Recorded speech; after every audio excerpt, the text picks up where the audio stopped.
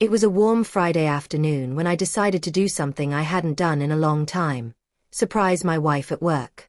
Lately, life had been pulling us in different directions, and I thought an unplanned lunch might remind us of what we still had.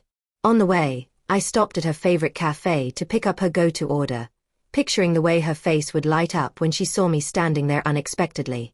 The receptionist recognized me and offered a polite smile before waving me through. I moved quietly down the hallway, staying just out of sight, wanting the surprise to be perfect. As I got closer to her office, I heard laughter. Her laughter, bright, carefree, and warm in a way I hadn't heard from her in months. I smiled at first, but that smile faded the moment her words reached me. She was leaning casually against the water cooler, completely at ease.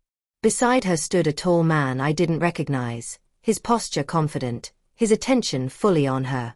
"Oh, Kevin, you're impossible," she said with a playful tone, giving his arm a light tap. "If you're not careful, I might start to think you're trying to sweep me off my feet." The words slammed into me.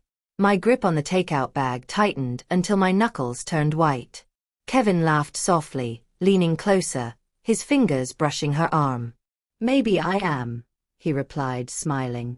"You haven't exactly said you're taken." She lowered her gaze, a teasing smirk tugging at her lips. "Let's just say, it's complicated." It was then that her eyes met mine. The color drained from her face, and her laughter vanished in an instant. I stood there, only a few steps away, the silence between us thick and suffocating. Kevin looked at me with confusion that quickly shifted to discomfort. She stepped back, her voice unsteady. "John, this isn't what it looks like." But it was exactly what it looked like. The way she leaned toward him, the sparkle in her eyes, the easy smile she hadn't shown me in so long. It told me more than any excuse ever could. I held out the takeout bag. "Thought we could have lunch together," I said evenly. Looks like I was wrong. My tone was calm, but inside, something was crumbling. I turned and walked away, every step heavier than the last. She didn't come after me. Not immediately. I made it to my car, sank into the driver's seat, and stared blankly at the dashboard. Moments later she appeared, breathless and wide-eyed, rushing toward my window. "John, please don't go," she pleaded, her voice trembling. I rolled the window down just a crack. Her eyes shimmered with tears as she reached toward me. "It means nothing," she insisted. "Kevin's just a coworker." I was being stupid. I looked at her, the woman I had loved for nearly 8 years, and said coldly, "You told him it was complicated. Is it?" She faltered, stumbling over her words. "No, maybe. I don't know. Things haven't felt right.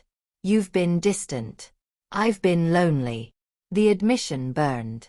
She didn't realize my so-called distance was me trying to bridge a gap she had been creating for months. Every time I tried to talk, she brushed it aside, pretending nothing was wrong. "Loneliness isn't a reason to break your vows," I said, my voice sharp with hurt. "If something's wrong, we face it together. You don't look for comfort somewhere else." She broke then, standing in the middle of the parking lot, tears spilling down her cheeks, apologies spilling from her lips. She swore it was nothing but harmless flirting. But when you've promised forever, there's no such thing as harmless when it's with someone else. "I never meant to hurt you," she sobbed. "Please, don't leave me." But the truth was, a part of me had already started to let go the moment I saw her soaking in another man's attention. The moment I realized I felt like an outsider in my own marriage. "I need space," I told her quietly.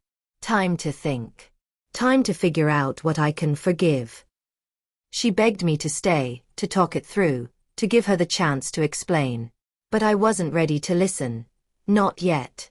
I wasn't sure I could trust her again. I wasn't sure I could even trust myself to stay. As I drove away, the scene kept replaying in my mind. Her laughter, his confident grin, that vague, slippery, complicated. Something in me had shattered. And I knew, no matter what happened next, things would never be the same.